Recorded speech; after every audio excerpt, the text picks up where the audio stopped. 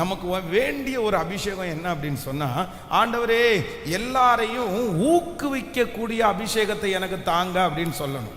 அதுக்கு பேர் என்ன? என்கரேஜ் பண்ற அபிஷேகம், அவர்களை உந்துவித்துகிற அபிஷேகம். பாருங்க, வேதத்துல எல்லா இடங்களிலையும் ஆண்டவருடைய வார்த்தைகள் பலரை என்ன பண்ணிருக்குன்னா, அப்படியே உடைஞ்சு போனவங்களை கூட ஆண்டவருடைய வார்த்தை கட்டி இருக்கு. பாருங்க, விபச்சாரத்தினால கையும் மையுமாய் பிடிக்கப்பட்ட அவங்க முன்னாடி நிற்கிறாங்க. எல்லாரும் கல்லறியதுக்கு இருக்கும்போது, சரிப்பா உங்களில் பாவம் இராதவன் முதல் கல்லறியட்டும்னு சொன்ன உடனே மொத்த பேரும் கல்லை தூக்கி போட்டு அவங்கவுங்க போயிட்டாங்க.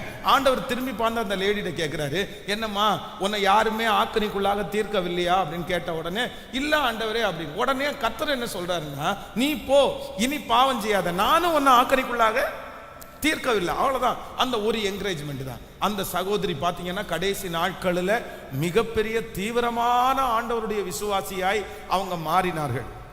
அதே போல அந்த தன்னுடைய தேசத்தில் இருக்கிற எல்லாத்தையும் புடுங்கிட்டு போறாங்க.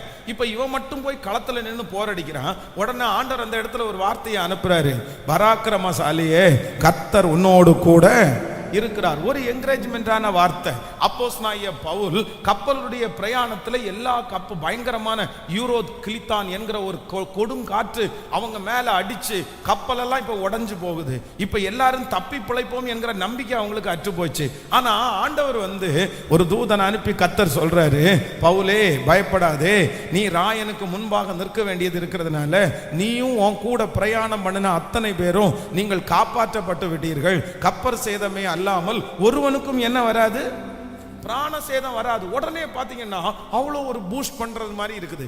இப்படியே நீங்க ஆதியாகமத்திலிருந்து வெளிப்படுத்தின வரையில வாசிப்பீர்கள். ஆனால் எந்தெந்த நபரிடத்துல எல்லாம் ஆண்டவர் பேசினாரோ அவங்களை எல்லாரையும் ஆண்டவர் என்ன பண்ணி இருக்கிறார்னா, தட்டி எழுப்பி இருக்கிறாரு, என்கரேஜ் பண்ணி இருக்கிறாரு, அவருக்கு ஒரு ஹோப்பை கொடுத்திருக்கிறாரு, ஒரு நம்பிக்கையை ஆண்டவர் கொடுத்திருக்கிறாரு. அவர் பேசின வார்த்தை நிறைய பேரை தூக்கி நிறுத்தி இருக்குது, ஆசீர்வதிச்சிருக்கு. இப்போ நீங்க என்ன ஆவி உடையவர்கள்? நீங்க என்ன ஆவி உடையவர்கள் சொல்லுங்க பார்க்கலாமே. உங்களுக்குள்ள என்ன ஸ்பிரிட் இருக்குது? உங்களுக்குள்ள ஒருத்தரை உடைக்கிற ஸ்பிரிட் இருக்குதா? ஒருத்தரை நிர்மூலமாக்குற ஸ்பிரிட் இருக்குதா? இல்ல ஒருத்தரை கட்டுகிற ஸ்பிரிட் இருக்குதா? நீங்க எத்தனை பேரை தைரியப்படுத்தி இருக்கிறீங்க? ஊர்ல இருக்கிற எல்லாரையும் தைரியப்படுத்தி வீட்டில் இருக்கிறவங்களை அதல்ல, உங்க வீட்டில் இருக்கிற எத்தனை பேர் உங்களால உற்சாகமா இருக்கிறாங்க? எத்தனை பேர் உற்சாகப்படுத்தி இருக்கீங்க? நமக்கு அங்கீகாரமே கிடைக்காத ஒரு இடம் எங்க தெரியுமா? நம்முடைய வீட்டில் தான் நமக்கு நிறைய நேரத்தில் அங்கீகாரமே கிடைக்காது. ரொம்ப அங்கீகாரம் கிடைக்கும். பாருங்க, ஊர்ல வேற யாராவது ஒரு இன்ஜினியரை நியமிச்சு அவங்க வீடு கட்டி அவங்க முடிச்சுட்டு போகும்போது பிளம்பிங்ல தண்ணி வரலன்னா இந்த மனைவி திட்ட மாட்டாங்க. ஆனா தன்னுடைய கணவனார் சரி பண்ணாருன்னு வைங்களேன், அந்த தண்ணி வரலன்னா கண்டிப்பா என்ன பண்ணுவாங்க, நீர் என்னையா பண்றீரு, நீர் என்ன பண்ணாலும் இப்படிதான் போகும் அப்படின்னு. ஹோட்டல்ல ஒரு சாம்பார் இல்ல அந்த சட்னி சாம்பார்லாம் ரொம்ப கேவலமா இருந்தா கூட சாப்பிட்டுட்டு ஒன்றும் இல்லாம வந்துடுறது. ஆனா வீட்டில் வந்தா என்னன்னா, என்ன செய்யற நீ, என்ன செய்யற, இதெல்லாம் ஒரு சாம்பாரா, இதெல்லாம் ஒரு சட்னி. அப்போ என்ன அப்படின்னு சொன்னா, நமக்கு பொதுவாகவே என்ன வர்றதில்லைன்னா, யாரையுமே உற்சாகப்படுத்துகிற வார்த்தைகள் நம்முடைய வாயிலிருந்து வர்றதில்லை. ஆனா உண்மையா ஆண்டவருடைய பிள்ளைகளுக்கு இந்த அபிஷேகம் வேண்டும். நீ இந்த பூலோகத்தில் எதை கட்டுகிறாயோ அது கட்டப்படும் என்று கர்த்தர் வாக்கு கொடுக்கிறார். நீங்கள் கட்டுகிறதை ஆண்டவர் கட்டுவார், நீங்கள் கட்ட அவிழ்க்கிறதை கர்த்தர் கட்ட அவிழ்ப்பார். அதனால இரண்டாவது எல்லாரும் ஒரு தீர்மானம் எடுப்போம். என்ன தீர்மானம் அப்படின்னு சொன்னா, ஆண்டவரே இன்னையிலிருந்து என்னுடைய வாயிலிருந்து என்ன வார்த்தை வரப்போகுது சொல்லுங்க. கேட்கல, சத்தமா சொல்லுங்க. எல்லாத்துக்கும் என் வாயிலிருந்து என்ன வரணும் அப்படின்னு சொன்னா, ஒரு தட்டி கொடுக்கிற, ஒரு அரவணைக்கிற, ஒரு உற்சாகப்படுத்துகிற, இல்லைன்னா ஒரு கைத்தட்டல் கொடுக்கிற, ஒரு என்கரேஜ் பண்ற ஒரு வார்த்தையை என் வாய்க்குள்ள வச்சிருங்க ஆண்டவரே. எனக்கு அதை எனக்கு என்னுடைய குணமா மாத்துங்க ஆண்டவரே, என்னுடைய கிருபையா மாத்துங்க ஆண்டவரே. யார் என்ன பண்ணிட்டு வந்தாலும், யார் என்ன செஞ்சுட்டு வந்தாலும் உடனே அவங்கள கூப்பிட்டு ஒரு அப்ரிசியேட் பண்றது மாதிரி, அவங்கள தட்டி கொடுக்கறது மாதிரி ஒரு வார்த்தையை கர்த்தர் என் இருதயத்திலே கர்த்தர் கிருபையாய் கர்த்தர் தருவாராக. ஆமென். வேண்டா வெறுப்பா நல்லா இருக்குது அப்படின்னு சொல்றதை விட எப்படி சொல்லணும் அப்படின்னு சொன்னா, மனசார நல்லா இருக்குன்னு சொல்லணும். எப்படி சொல்லணும்? மனசார நல்லா இருக்குன்னு சொல்லணும். அப்போ ஒரு உண்மையான பாசமுள்ள ஒரு தாய் தன்னுடைய பிள்ளை என்ன செஞ்சுட்டு வந்தாலும் என்ன சொல்லுவாங்க அப்படின்னா, நல்லா இருக்கு நல்லா இருக்கு. அப்போ நம்ம மற்றவர்களை நேசித்து அவர்கள் சொல்லுகிறதை நம்ம கை தட்டுகிற என்கரேஜ் பண்ற ஒரு வல்லமையை ஆண்டவர் நமக்கு கிருபையாய் கர்த்தர் தருகிறவர். ஹல்லேலூயா. ஜெபிக்கலாமா? இந்த அபிஷேகம் எத்தனை பேருக்கு வேணும்னு நீங்க நினைக்கிறீங்க? ஆமென். உங்க வீட்டில் இருக்கிறவங்க உங்களை பார்த்து ஆச்சரியப்படணும். எங்க போனாலும் என்ன காரியத்தை செஞ்சாலும் உங்க வாயிலிருந்து அந்த வார்த்தை என்ன வரணும்னா, நல்லா இருக்குது, கர்த்தர் நான் ஆசீர்வதிப்பார். நான் உங்களுக்கு சொல்லி இருக்கேன்னு நினைக்கிறேன். நான் சில ஒரு 24 வருஷம் முன்னாடி ஒரு ஊழியக்காரர் என்னை ஒரு வீட்டுக்கு கூட்டிட்டு போறாரு. நானும் அந்த ஊழியக்காரரை எங்க போறோம் அப்படின்னு சொன்னா, ஒரு வீடை பிரதிஷ்டை பண்றதுக்காக போறோம். ஒரு சின்ன ஒரு குட்டியா ஒரு வீடை ஒரு பள்ளத்து ஓரத்துல ஒருத்தர் கட்டி இருக்கிறார். அவர் திருச்சபைக்கு வருகிற விசுவாசி. அப்போ நானும் அந்த ஹெட் பாஸ்டர் 2 பேருமே அந்த வீடை திறப்பு விழா ஜெபம் பண்றதுக்காக போறோம். ஜெபம் பண்றதுக்காக போகும்போது என்ன அப்படின்னு சொன்னா, எனக்கு கொஞ்சம் கஷ்டமா தான் இருந்துச்சு. அவங்களுக்கு என்னன்னா, இந்த பழைய வீட்டை கொஞ்சம் ஆல்ட்ரேஷன் பண்ணி அவங்க ரெனோவேட் பண்ணியிருக்கிறாங்க. அப்படின்னா ஒரு பள்ளத்து ஓரத்தில் தான் இருக்குது. சிம்பிளா 2 ரூம் தான் இருக்குது. இந்த வீடு ஏற்கனவே இருந்தது பள்ளமா இருந்ததுனால அப்படியே வச்சு இன்னொரு ரூம் கூட எடுத்து கட்டி முடிச்சிருக்கிறாங்க. அப்படின்னா எப்பவுமே நம்முடைய வீடு ரோட்டுக்கு என்ன இருக்கணும், கொஞ்சம் மேலே இருக்கணும். ரோட்டுக்கு கீழே இருந்துச்சுன்னா வெளியில போற தண்ணி எல்லாம் என்ன வந்துடும், அது உள்ள வந்துடும். இது சகஜம்தான், ஓதம் அடிக்கும், இந்த மாதிரிலாம் இருக்கும். நாங்கள் டெடிகேஷனுக்காக போயிருக்கிறோம். அவர் என்ன பண்ணியிருக்கிறாருன்னா, அவ்வளோ வசதி குறைவராக இருந்ததுக்கு அப்புறமும் அந்த வீட்டு வாசல்ல ஒரு ரிபனை கட்டி ஒரு தட்டை எடுத்து வச்சு அதில் சாக்லேட் வச்சு, எனக்கு ஆச்சரியமா இருந்துச்சு. ஒரு குட்டியான வீடு, அவளுக்கு அது ரொம்ப பெருசு தானே.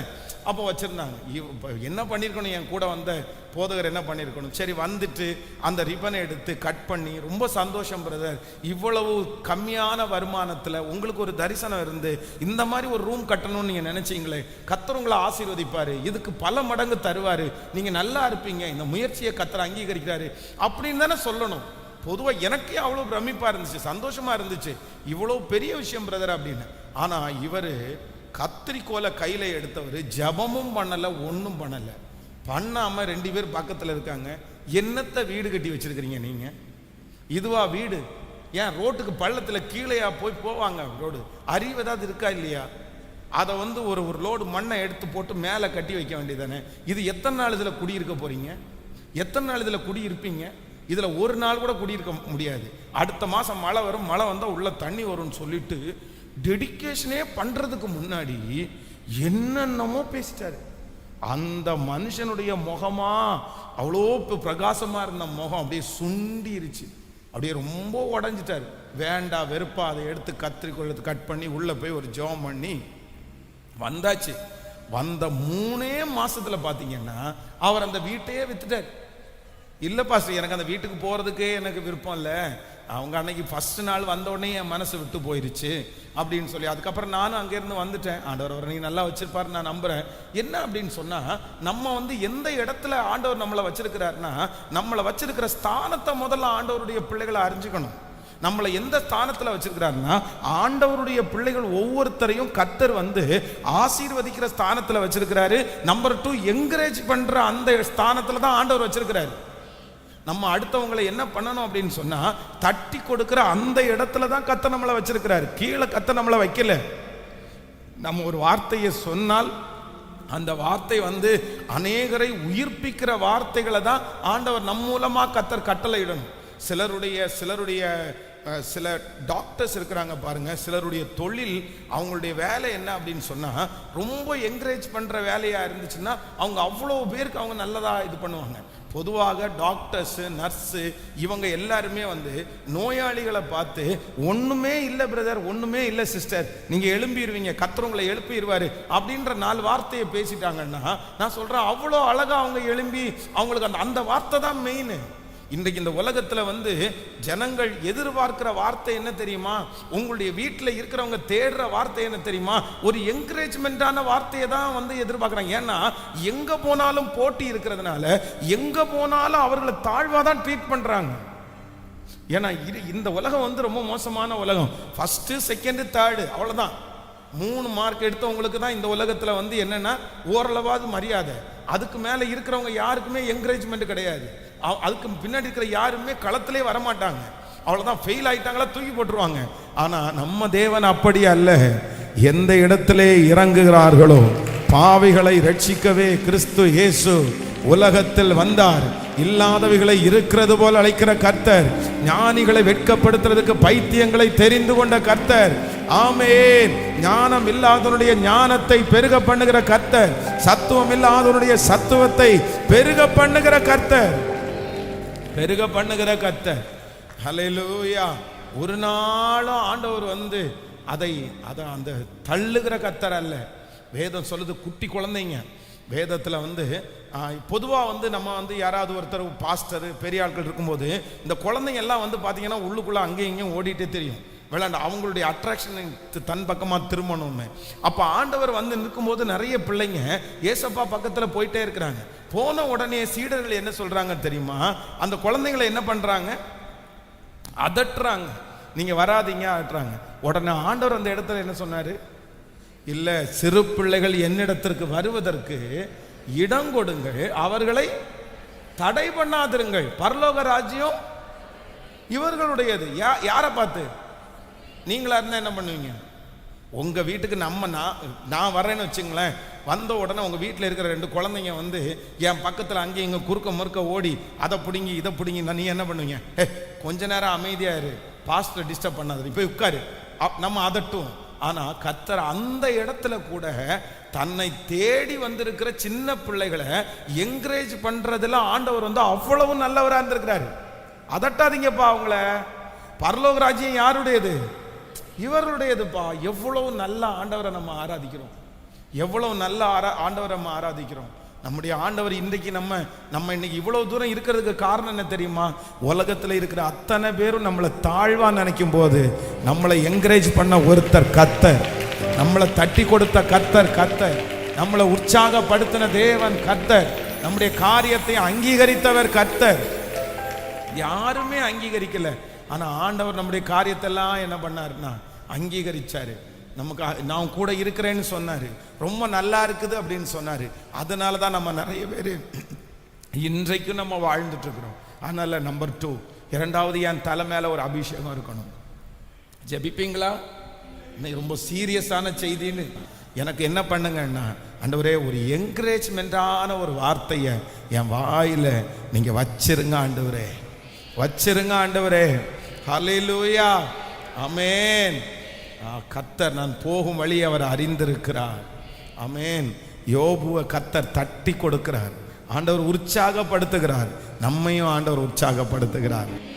ஆண்டவரே என்னுடைய வாயின் வார்த்தைகளில் ஒரு அபிஷேகத்தை வைங்க. என்ன அபிஷேகத்தை வைங்கன்னா, நான் நிறைய பேரை என்ன பண்ணணும்? ஃபர்ஸ்ட் நான் எல்லாரும் நிறைய பேரை ஆசீர்வதிக்கணும். இனி அடுத்ததாக நான் என்ன பண்ணணும்னா, நிறைய பேரை நான் என்கரேஜ் பண்ணணும், நான் நிறைய பேரை தட்டி கொடுக்கணும். நீங்க இதை நான் இன்னைக்கு சொல்றத நீங்க செஞ்சு மட்டும் பாருங்க, உங்க வாழ்க்கை ஆண்டவர் சிறக்க பண்றதுக்கு வல்லவரா இருக்கு. அதனால நீங்க பார்க்குறவங்க இல்லை, யார் என்ன வார்த்தை ஒரு காரியத்தை சொன்னாலும் ரொம்ப நல்லா இருக்கு பிரதர், ரொம்ப ஆசீர்வாதமா இருக்குது, இது ஆண்டவர் உங்களை ஆசீர்வதிப்பாரு, நல்லா செய்யுங்க, இதுல கர்த்தருடைய கரம் உங்களோட இருக்குது, பரவாயில்ல நீங்க இந்த வயசுல இதை செஞ்சிருக்கிறீங்களே. ஒருவேளை நமக்கு அது பார்க்கறதுக்கு காமெடியா தெரியலாம், நமக்கு அது பார்க்கறதுக்கு ஸ்டாண்டர்ட் இல்லாம தெரியலாம், ஆனா அது அவர்களுக்கு என்ன விஷயம்னா ரொம்ப பெரிய விஷயம். அது ரொம்ப பெரிய விஷயம். எப்பவுமே அவங்க செஞ்சிருக்கிறத பார்க்காம அவங்க எந்த சூழ்நிலையில செஞ்சிருக்காங்கன்னு பார்க்கணும். எந்த சூழ்நிலையில இப்ப பாருங்களேன், நம்ம சர்ச்சில் இப்போ வந்து பின்னாடி பாருங்களேன், ஒரு பேக்ரவுண்ட் பண்ணணும்னு வச்சுக்கோங்களேன், பின்னாடி நம்முடைய ஸ்டேஜுக்கு பின்னாடி ஏதாவது ஒரு டிசைன் பண்ணணும்னா நம்ம ரொம்ப ஈஸியாக பண்ணிட்டு போகலாம். ஏன் அப்படின்னா நமக்கு அது பழக்கம், அது அனுபவம் இருக்குது, நம்ம வந்து அந்த மாதிரி டிசைன் கொஞ்சம் தெரிகிறதுனால பண்ணலாம். ஆனால் ஒரு சின்ன சர்ச் இருக்குன்னு வச்சுக்கோங்களேன், அவங்களுக்கு இந்த பின்னாடி ஒரு டிசைன் பண்ணுறதுன்றது ரொம்ப பெருசு. அவங்க அவ்வளோ யோசிச்சு அவ்வளோ காரியத்தை இது பண்ணி தான் பண்ணணும். அப்போ நமக்கு சில நேரத்தில் அவங்க பண்றதை பார்க்கும்போது என்ன பண்ணியிருக்காங்கன்னு தோணினாலும் அது அவங்களுக்கு ரொம்ப பெரிய விஷயம்.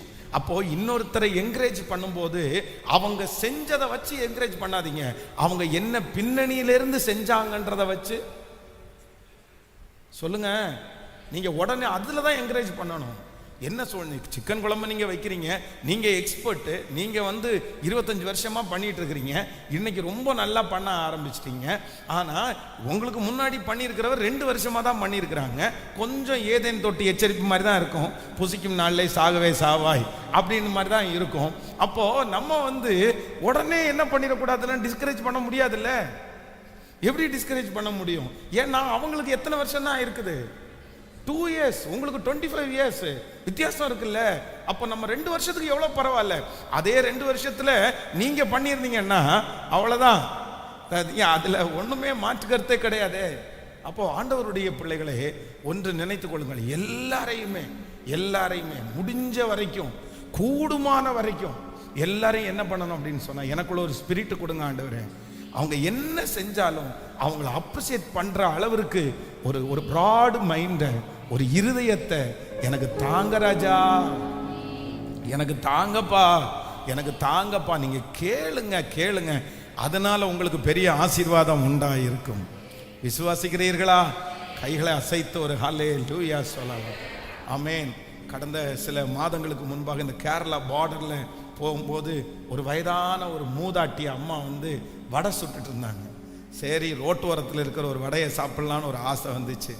இறங்கி போய் நின்னா அந்த அம்மா உளுந்து வடை சுட்டு வச்சுருந்தாங்க. சரி, ஒரு வடை கொடுங்கம்மா அப்படின்னு கேட்டவுடனே ஒரு வடையை கொடுத்தாங்க. அதை பிச்சை உடனே கொஞ்சம் நல்லா சாஃப்டாக இருந்துச்சு. சூடு கம்மியாக தான் இருந்துச்சு, கொஞ்சம் சாஃப்டாக இருந்துச்சு. ஆனால் எனக்கு என்ன தோணுச்சுன்னா, கொஞ்சம் சூடாக சாப்பிட்லான்னு நினச்சேன். ஆனாலும் அந்த பெட்டிக்குள்ளே பார்த்தீங்கன்னா கிட்டத்தட்ட ஒரு 50 வடை உள்ளே இருக்குது. நம்ம போய் இனி ஒரு சூடான ஒரு வடையை போடுங்கன்னு சொன்னால் அந்த வடையும் அவங்களுக்கு நின்றும். சரி வேண்டாம் அப்படின்னு சொல்லிட்டு அந்த வடையை சாப்பிட்டுட்டு, ரொம்ப நல்லா இருக்குமா, ரொம்ப சாஃப்டாக பண்ணியிருக்கிறீங்க, ரொம்ப நல்லா இருக்குது, ஆண்டவர் உங்களை ஆசீர்வதிப்பார், இந்த கடையை நல்லா நடத்த, நான் ஒரு ஃபாதர் உங்களுக்காக ஜெபம் பண்ணிக்கிறேன் அப்படின்னு சொன்ன உடனே, எப்பா ஒரே நிமிஷம் நில்லுங்கப்பா அப்படின்ட்டு உடனே அவங்களே கையில உருட்டி போட்டு, நான் எதையுமே கேட்கல, அவங்களே ஒரு வடையை சுட்டு சூடா ஒன்று சாப்பிட்டுட்டு போப்பா, ஒரு சூடா ஒன்று. எனக்கு ரொம்ப ஆச்சரியமா இருந்துச்சு. ஒரு சின்ன என்கரேஜ்மெண்ட், ஒரு சின்ன தட்டி கொடுத்தது, ஒரு சின்ன அரவணைப்பு. அப்படி பொண்ணு நல்லா இருக்குமா அப்படின்னு சொன்ன உடனே அவங்க பாருங்களேன், உங்க நிறைய பேர் ஆண்டவருடைய பிள்ளைகள், ஒரு நாள்ல இது வராது. உங்க கணவனாரை கொஞ்சம் என்கரேஜ் பண்ணி பாருங்களேன், உங்க மனைவியை கொஞ்சம் என்கரேஜ் பண்ணி பாருங்களேன், உங்க பிள்ளைகளை கொஞ்சம் என்கரேஜ் பண்ணி பாருங்களேன். அவங்கள போட்டு நெகட்டிவா இழுக்கிறத விட, பண்ணல அப்படின்னு திட்டுறதை விட, நான் சொல்றேன், அவங்க செஞ்சதை வச்சு நீங்க என்கரேஜ் பண்ணி பாருங்களேன். உண்மையிலே சொல்றேன், சிலரை ஊக்குவிக்கிற, சிலரை உந்தி தள்ளுகிற, சிலரை உருவாக்குற சக்தியே என்ன அப்படின்னு சொன்னா அந்த என்கரேஜ்மெண்ட் தான். ஆமென். இப்ப நீங்களே இத்தனை பேர் ஜெபத்தில் இருக்கிறீங்கல்ல, உங்களுக்கு என்ன தேவைன்னு நினைக்கிறீங்க? நீங்க என்ன, உங்களை பார்த்து ஒரு இன்னைக்கு நீங்க ஏதாவது ஒன்று உங்களை பார்த்து ஒரு தட்டி கொடுத்து என்கரேஜ் பண்ணா உங்களுக்கு எப்படி இருக்கும்னு நினைக்கிறீங்க? உயிரை கொடுக்க மாட்டீங்க, நாளைக்கு எவ்வளவு செய்வீங்க? ஆமென். ஒரு பாப்பா சர்ச்சுக்கு வந்துட்டு இருந்தா, பிரெக்னென்ட் ஆயிட்டாங்க. 7 month 7வது மாசம் வயிறு கொஞ்சம் பெருசாவே இருக்குது. ஆனா வந்த உடனே கீழே உட்கார்ந்துட்டாங்க. தரையில் உட்கார்ற. நான் சொன்னேன், எந்திரிச்சு மேலே உட்காருப்பா, நீ வயிறு பெருசா வேற இருக்குது, அதனால கஷ்டமா இருக்கும் அப்படின்னா, இல்லை நான் கீழே உட்காந்துக்கிறேன் பாஸ்டர் அப்படின்னு. உடனே நான் சொல்றேன் ஒருத்தர் இடத்துல, பாருங்க 7 month ஆச்சு, 7 மாசம் அந்த பாப்பா கீழே உட்காந்துருக்கா அப்படின்னு சொல்லி ஒரு சந்தோஷமா ஒரு என்கரேஜ் பண்ண உடனே 9வது மாசம் போயிட்டு இருக்க வரைக்கும் எங்க தான் உட்கார்ந்தாங்க? கீழே. அது உங்களுக்கு கஷ்டமா தெரியல, அது கஷ்டம்தான். ஆனா அந்த ஒரு என்கரேஜ்மெண்ட் எல்லா கஷ்டத்தையும் என்ன பண்ணிருச்சு? உங்களுக்கும் அப்படிதானே? டீ போட்டு வரியா அப்படின்னு கேட்டா, இப்போ செத்தாலும் இவருக்கு டீ கொடுக்கணும். செத்தாலும் நிறைய பேர் சிரிக்கிறீங்க, அப்போ இது நடந்திருக்கும்னு நினைக்கிறேன். செத்தாலும் இவருக்கு டீயை கொடுத்துட்டு தான் சாகணும் போல அப்படின்னு இருப்பான். அதே நேரத்தில், எப்பா உனக்கு கஷ்டமா இருக்கா, காலை ஏதாவது வலிக்குதா, ஒரு டீ குடிக்கலான்னு தோணுது, ஆனா நீ போட்டா நல்லா இருக்கும், சரி முடியலன்னா பரவாயில்ல அப்படின்னு ஒரு வார்த்தை சொன்னா உயிரே கொடுப்பேன். இல்ல மாட்டீங்க? உங்களுக்கு என்னையா டீ தானே வேணும், 1 or 2? அந்த ஒரு என்கரேஜ்மெண்ட் பாத்தீங்க அப்படின்னு சொன்னா நம்மள அறியாமலே நம்மளை என்ன பண்ண வைக்கும்? சொல்லுங்களேன். செய்ய வைக்கும். வெளியே போறதுக்கு கிளம்பிட்டீங்க, சாரி எல்லாம் கட்டி ரெடியா இருக்கியா, என்ன அழகா இருக்கீங்க இன்னைக்கு, ரொம்ப அழகா சாரி கட்டி இருக்கிறீங்க, அழகா இருக்குது அப்படின்னு சொன்னா உங்களை அறியாமலே ஒரு ஃப்ரெஷ்னஸ் உங்களுக்கு வந்துடும். ஐயோ பரவாயில்ல, நம்ம நல்லா தான் இருக்கோம் போல அப்படின்னு. அப்போ ஆண்டவருடைய பிள்ளைகளே, இது யாருடைய மகிமை, இது யாரிடத்திலிருந்து வந்தது அப்படின்னு சொன்னா, நான் ஆராதிக்கிற தேவன், நான் ஆராதிக்கிற தேவன், அவர் நம்மை தட்டி கொடுக்கிற தேவன், தட்டி கொடுக்கிற தேவன். ஹல்லேலூயா. சன்பல்லாத்து தொபியா போல அல்ல. சன்பல்லாத்து தொபியா எழும்பி ஒரு நரி ஏறி போனா விழுந்து போயிருந்து கிண்டல் பண்றாங்க, நக்கல் பண்றாங்க, அப்படியே டிஸ்கரேஜ் பண்றாங்க. அவ்வளோ வெளியூர்ல இருந்து வந்து அந்த வேலையை விட்டுட்டு வந்து ஒரு பிள்ளை இத்தனை பேரை ஆயத்தப்படுத்தி அந்த அலங்கத்தை கட்டுறதுக்கு முயற்சி எடுத்தா இங்க இருக்க அத்தனை பேரும் கிண்டல் பண்றானுவா. அவங்க கட்டினாலும் என்ன, ஒரு நரி ஏறி போனால். நீ நெகேமியாவின் புஸ்தகம் 4ஆம் அதிகாரத்தினுடைய 1வது வசனத்துல வாசிக்கும் போது, நாங்கள் அலங்கத்தை கட்டுகிற செய்தியை சன்பல்லாத் கேட்டபோது அவன் கோபித்து எரிச்சல் அடைந்து யூதரை சக்கந்தம் பண்ணி, அந்த அற்பமான யூதர்கள் செய்கிறது என்ன, அவர்களுக்கு இடம் கொடுக்கப்படுமோ, பலியிடுவார்களோ, ஒரே நாளிலே முடித்து போடுவார்களோ, சுட்டரித்து போடப்பட்டு மண்மேடுகளாக கற்களுக்கு உயிர் கொடுப்பார்களோ என்று தன் சகோதரருக்கும் சமாரியாவின் சேனைகளுக்கும் முன்பாகவும் சொன்னார்கள். அப்படின்னா இந்த சன்பல்லாத்தினுடைய ஆவி, தொபியாவினுடைய ஆவி என்ன ஆவி அப்படின்னா, டிஸ்கரேஜ் பண்ற ஆவி. அப்படியே எல்லாம் இவ்வளவு செஞ்சாலும் அவங்க ரொம்ப டிஸ்கரேஜ் பண்றாங்க. ஆனா வேதம் சொல்லுது, நீ பயப்படாத, அவங்க அத்தனை பேர் டிஸ்கரேஜ் பண்றதை குறித்து கொஞ்சம் கூட பயப்பட வேண்டாம், உன்னை என்கரேஜ் பண்றதுக்கு நான் இருக்கிறேன்னு சொல்லி நெகேமியாவை தட்டி கொடுத்து அலங்கத்தை கட்டி முடிய பண்ணி அதை ஸ்ட்ராங் பண்ண தேவனாகிய கர்த்தருக்கு ஆமென்.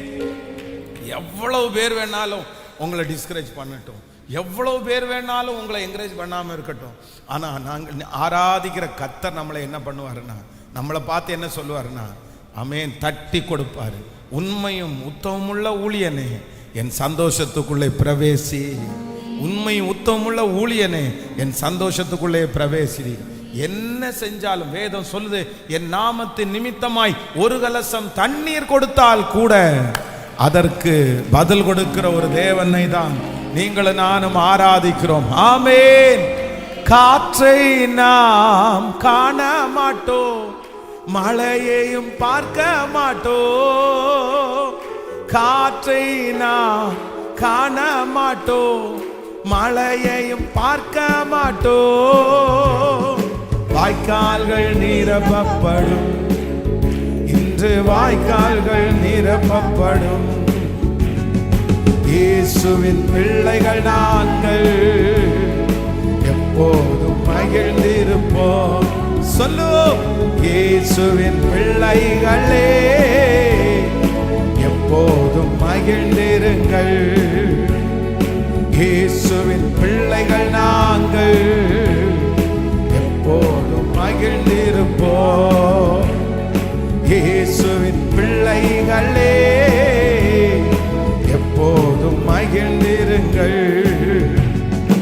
எந்நேரமும் எவ்வேளையும் இயேசுவில் களி கூறுவோம். எந்நேரமும் எவ்வேளையும் இயேசுவில் களி கூறுவோம். நம் நேசரில் களி கூறுவோம்,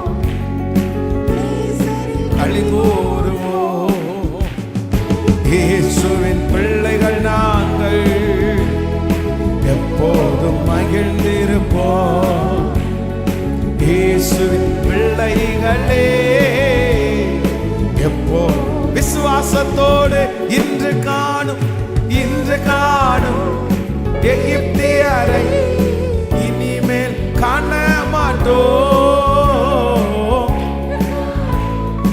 எகிப்தியரை இனிமேல் காண மாட்டோம். நமக்காய் யுத்தம் செய்வார் இயேசு, நமக்காய் யுத்தம் செய்வார். இயேசுவின் பிள்ளைகள் நாங்கள் எப்போதும் மகிழ்ந்திருப்போம். இயேசுவின் பிள்ளைகள்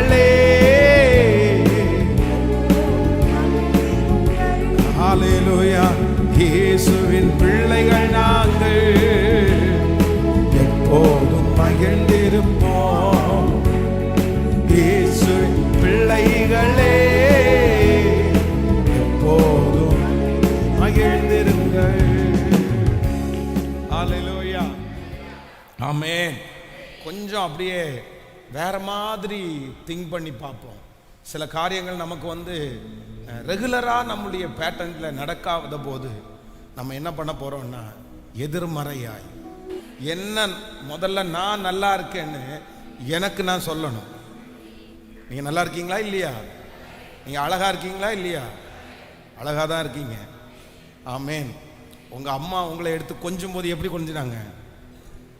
என் வெள்ளைக்குட்டின்னு கொஞ்சி இருப்பாங்க, நீங்கள் அவ்வளோ கருப்பாக இருப்பீங்க. ஏன் அப்படின்னா, உங்கள் அம்மாவுக்கு நீங்கள் கருப்பாக இருந்தாலும் எப்படி தான் தெரியுறீங்க? சொல்லுங்க, வெள்ளையை தானே தெரியும். அது பார்க்குற பார்வையில் தான் இருக்குது. பார்க்குற எங்கள் அம்மா என்ன வெள்ளையாத்தான் பார்க்குறாங்க. எங்கள் அம்மா என்ன அழகு, அது பார்த்துக்கினா அவ்வளோ அந்த குழந்தைய பார்த்தா கட்ட துண்டு மாதிரி அப்படியே இருக்கும். ஆனால் அந்த தாயார் எடுத்து கொஞ்சம் போது எப்படி கொஞ்சுவாங்க அப்படின்னு சொன்னால் அவ்வளோ ஆசையாக. ஏன்னா அது மேலே வச்சுக்கிற பாசம் அந்த மாதிரி. நம்ம குழந்தை, நம்ம தாய்க்கு அந்த குழந்தை மேன்மை, அதே போல் நம்முடைய ஆண்டவருக்கும் நம்ம மேன்மை. அதனால் நமக்குள்ள ஒரு ஸ்பிரிட்டே இருக்கணும். என்ன ஸ்பிரிட் இருக்கணும்னா, எப்போ வாயை திறந்தாலும் எங்கே போனாலும் இனி என்ன பண்ணணும்னா, வாயில் திறந்த உடனே காட் பிளஸ் யூ, ஆண்டவர்களை ஆசீர்வதிப்பார், ஆண்டவர்னு ஆசீர்வதிப்பார். இனி சபிக்கிறது மட்டும் என் வாயில் என்ன பண்ணக்கூடாது. இன்னைக்கு அதை அழிச்சிடணும். இன்னைக்கு அதை அழிச்சிடணும். இன்னைக்கு முழுக்க முழுக்க அதை எடுத்து போட்டுறணும். இதுக்கு மேல இனி இந்த ஜெபத்துல நீங்க ஒரு பெரிய தீர்மானம் எடுங்க. இனி இப்போ ஒரு பொருத்தனையே பண்ணுங்க. நீங்க ஏசப்பாட்ட ஒரு பொருத்தனையே பண்ணுங்க. ஆண்டவரே, இனி என்ன வேணாலும் நடக்கட்டும், என்னை எவ்வளவு வேணாலும் கோபப்படுத்தட்டும், ஆனா இனி என் வாயிலிருந்து சாபோன்ற ஒரு வார்த்தை வரவே வராது ஆண்டவர், வரவே வராது ஆண்டவர். நீங்க அப்படி ஒரு தீர்மானம் எடுங்க. அப்படி ஒரு தீர்மானம் எடுங்க. நம்பர் 2, இரண்டாவதாக நீங்க எடுக்க வேண்டிய இரண்டாவது நமக்கு தேவையான அபிஷேகம். ஆண்டவர், யாரை பார்த்தாலும் என்ன செஞ்சாலும் இனி என் வாயிலிருந்து என்ன வரக்கூடாது அப்படின்னு சொன்னா, அவங்கள நெகட்டிவா பேசுற வார்த்தை வர வேண்டாம். ஆமென். அது கரெக்ஷன் பண்றது தப்பு இல்லை. இதை இப்படி பண்ண நல்லா இருக்கும் அப்படின்னு சொல்றது தவறல்ல. ஆனா என்னத்தை பண்ணி வச்சிருக்கிறீங்க அப்படின்னு நம்ம சொல்ற மாதிரி இருக்கக்கூடாது. ஹல்லேலூயா. நம்பர் 3, மூன்றாவதாக ஒரு தேவனுடைய பிள்ளைக்கு தேவையான ஒரு ரொம்ப முக்கியமான ஒரு அபிஷேகம் என்ன அப்படின்னு சொன்னா, ஆண்டவரே, நான் இன்னொருத்தருக்கு யூஸ்ஃபுல்லான ஒரு பர்சனா என்னை மாத்துங்க ஆண்டவரே அப்படின்னு நம்ம ஜெபம் பண்ணணும். ஆண்டவர் நம்மளை கொண்டு என்ன பண்ண போறார் அப்படின்னா, நம்மை கொண்டு நிறைய பேரை கர்த்தர் ஆசீர்வதிக்க போறார். கர்த்தர் சொல்லுகிறார், உன் நிமித்தம் உன் சந்ததி ஆசீர்வதிக்கப்படும், உன் நிமித்தம் பூமியினுடைய வம்சங்கள் எல்லாம் ஆசீர்வதிக்கப்படும், உன்னை கொண்டு நான் அந்த காரியத்தை செய்வேன். அல்லேலூயா. இது ஆண்டவருடைய பெரிய ஆசீர்வாதம். இதுவரைக்கும் மற்றவங்க உங்களுக்கு ஆசீர்வாதமா இருந்திருக்கலாம், உங்களுக்கு மற்றவங்க ஆசீர்வாதமா இருந்ததை கேள்விப்பட்டிருக்கலாம். இவங்க தான் எனக்கு என்ன பார்த்துக்கிட்டாங்க, இவங்க தான் எனக்கு பணம் செலவு பண்ணாங்க, இவங்க தான் எனக்கு சம்பளம் கொடுக்குறாங்க அப்படின்ற நிறைய மனிதர்கள் உங்க வாழ்க்கையில் இருக்கலாம். ஆனா நீங்க என்னைக்கு வரப்போறீங்க, நீங்க எப்ப மாறணும் அப்படின்னு சொன்னா, நீங்க இன்னொருத்தருக்கு பிளஸடா கர்த்தர் உங்களை ஆசீர்வதிக்கணும். உங்க மூலமா 10 பேர் சம்பளம் வாங்கணும், உங்க மூலமா 10 பேருடைய குடும்பம் நடக்கணும், உங்க மூலமா ஆண்டவர் நிறைய குடும்பத்தை கட்டணும், உங்க வஸ்திர தொங்கலை பிடிச்சிட்டு 10 பேர் கர்த்தரை தேடி வரணும். கர்த்தர் உங்களையும் உங்கள் குடும்பத்தையும் ஒரு 10 குடும்பத்திற்கு ஆசீர்வாதமானவர்களாய், மற்றவர்களுக்கு என்னை கர்த்தர் ஆசீர்வாதமானவராய் வைக்கிற கர்த்தர். அல்லேலூயா. நான் பிளஸ்டடா மாறணும் ஆண்டவரே, நான் ஆசீர்வதிக்கப்பட்ட கொடுக்கிறவனா மாறணும் ஆண்டவரே. நமக்கு பொதுவாக இந்த எண்ணங்கள் நம்மை விட்டு மாறணும். சில எண்ணங்கள் என்ன இருக்கும் அப்படின்னு சொன்னா, நம்ம இன்னொருத்தரிடத்திலிருந்து வாங்கி இன்னொருத்தர் நமக்கு கொடுக்கறதுலயே நம்ம என்னவா இருப்போம்னா, நிறைய நேரம் எல்லாருமே இன்ட்ரெஸ்டா இருப்போம். இப்ப பாருங்களேன், தீபாவளி வரப்போகுதுன்னு தெரிஞ்ச உடனே நம்ம என்ன நினைப்போம், நிறைய பேர் எதுக்கு எதிர்பார்ப்பாங்க, தீபாவளிக்காக நிறைய பேர் வெயிட் பண்றதுக்கு காரணம் என்ன தெரியுமா? ஆஃபர் அப்படின்னா அந்த தப்பு இல்லை, தப்பாக சொல்லலை. அந்த ஆஃபர் வந்த உடனே இந்த ஆஃபரில் ஏதாவது வாங்கிடலாமா, இந்த ஆஃபரில் வாங்கலாம் அப்படின்னு நம்ம உடனே நினைப்போம். அப்போது நம்ம எல்லாருமே யோசிக்கிறது என்ன அப்படின்னு சொன்னால், ஏதாவது ஒரு உதவி நமக்கு கிடைக்கிறதுல நம்ம என்ன பண்ணுறோம், நம்ம விரும்புகிறோம். அது எதனால் அப்படின்னு சொன்னால் நம்முடைய இயலாமை தான், நம்முடைய குறைவு தான். ஆனால் ஒரு மிகப்பெரிய ஒரு கோடீஸ்வரனான ஒரு மனுஷன் இருக்கிறாருன்னு வைங்களேன். அவங்க பொதுவாக இப்போ சொல்கிறேன், கோடீஸ்வரனான ஒரு மனுஷன் இருக்கிறாரு, ஒரு ஃபோன் வாங்கணும்னு நினைக்கிறாருன்னு வச்சுங்களேன். என்ன பண்ணுவாங்கன்னு நினைக்கிறீங்க? அந்த ஃபோனு வாங்கணும்னு நினச்சிட்டாங்கன்னா அவ்வளோதான். அவங்க நாளைக்கு இன்னைக்கு வாங்கணும்னு நினச்சா கடைக்கு போய் என்ன ரேட்டுன்னு கொடுத்து வாங்கிட்டு வந்துட்டே இருப்பாங்க. ஆனால் காசே இல்லாத ஒரு ஆள்னா, காசே இல்லாத ஆள் என்ன பண்ணுவோம் தெரியுமா? அதை யோசிச்சு ஆஃபர் எப்படியாவது வருமா, இதுக்கு ஏதோ டிஸ்கவுண்ட் ஏதாவது போடுவாங்களா, 3 மாதம் வெயிட் பண்ணால் இதே ஃபோனை கம்மியாக வாங்க முடியுமா அப்படின்னு ரொம்ப யோசிச்சு இது உண்மை. நிறைய பேர் இப்போ தீபாவளிக்காக ஃபோன் வாங்குறதுக்காக 3 மாசமாக வெயிட் பண்ணுற ஆட்கள் எல்லாம் இருக்காங்க. எதுக்கு தெரியுமா? தீபாவளி டைம் என்ன ஆகும், இது நேச்சர். இது குறைவாக சொல்றது இல்லை. இது நமக்கு ஏன் நம்ம இப்படி இருக்கிறோம் அப்படின்னு சொன்னால், நமக்கு என்ன நமக்கு இயலாமை, நமக்கு இல்லை, நமக்கு குறைவாக இருக்குது. நம்ம இன்னொருத்தரை டிபெண்ட் பண்ணி வாழ்கிறோம். நம்ம அந்த அளவுக்கு ஆசீர்வதிக்கப்படலை. ஆனால் நான் என்ன சொல்கிறேன்னா, இதுவும் ஆசீர்வாதம் தான். இது ஒன்றும் கெட்டதில்லை. ஆனால் நீங்கள் எப்படி மாறணும் அப்படின்னா, கர்த்தர் நம்மளை எப்படி ஆசீர்வதிக்கணும் அப்படின்னு சொன்னால், ஆண்டவரே நான் இன்னொருத்தரை சார்ந்தல்ல, என்னை சார்ந்து இருக்கிற அளவிற்கு என்ன ஒரு விசேஷமான ஒரு பாத்திரமாய், ஒரு ஆசீர்வதிக்கப்பட்ட பாத்திரமாய், நான் நிறைய பேருக்கு பிரயோஜனம் உள்ள ஒரு கருவியாய் கர்த்தர் என்னை மாற்றுகிறதற்கு கர்த்தர் வல்லவரா இருக்கிறார். கைகளை மேல உயர்த்தி ஆண்டவரிடத்துல சொல்லுங்க, ஆமென். இது ஆண்டவர் செய்ய வல்லவரா இருக்கிறார், கர்த்தர் செய்ய வல்லவரா இருக்கிறார். அதான் ஆபிரகாமை பார்த்த ஆண்டவர் சொல்லுகிறார், பூமியின் வம்சங்கள் உனக்குள் உன் சந்ததிக்குள் ஆசீர்வதிக்கப்படும் என்று. ஆசீர்வாதமான வாய்க்காலாய் என்னை மாற்றுகிறவர் கர்த்தர். அவர் ஏல் பெத்தேல், அவர் என்னை காண்கிற தேவனாய் அவர் இருக்கிறார். ஸ்தோத்திரம், ஸ்தோத்திரம். இந்த ஆசீர்வாதம் எங்க பிள்ளைங்க தலையின் மேல இப்போ இந்த அமருவதாக. இன்னொருத்தரை எதிர்பார்க்கிற அந்த காரியம் வேண்டாம், இன்னொருத்தரை டிபெண்ட் பண்ற அந்த காரியம் வேண்டாம். இயேசுவே, அநேகருக்கு நாங்கள் ஆசீர்வாதமாயிருக்க, நாங்கள் ஆசீர்வாதமாயிருக்க, எங்கள் மூலமாய் அந்த காரியம் ஆசீர்வதிக்கப்பட கர்த்தர் எங்களுக்கு கிருபை தருவீராக ஆண்டவரே. ஆமென்.